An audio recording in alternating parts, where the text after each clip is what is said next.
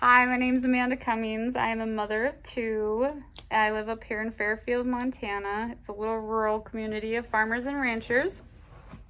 And I just wanted to share a little bit about my story of when I started transcript proofreading and how my business is going.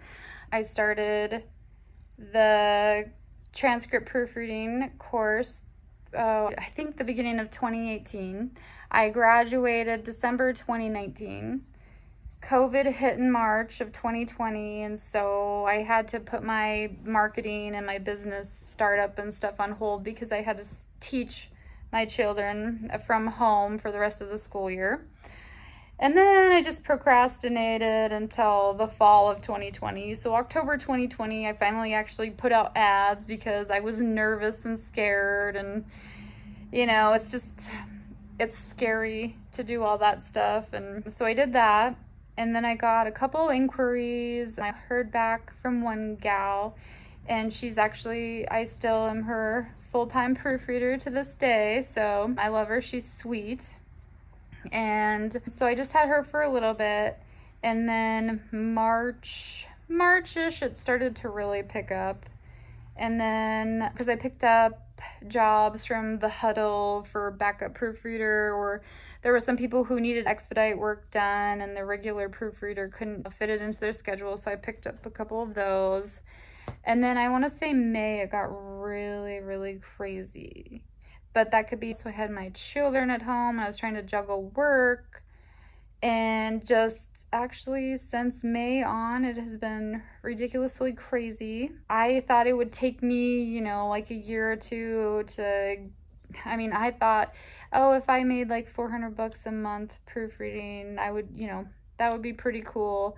Well, I've been generating over $1,000 a month, easy. And it just keeps continuing to grow. I'm very glad that my children are going to school here shortly so that I can work some more, because I do get the, Mom, that's all that you do is work.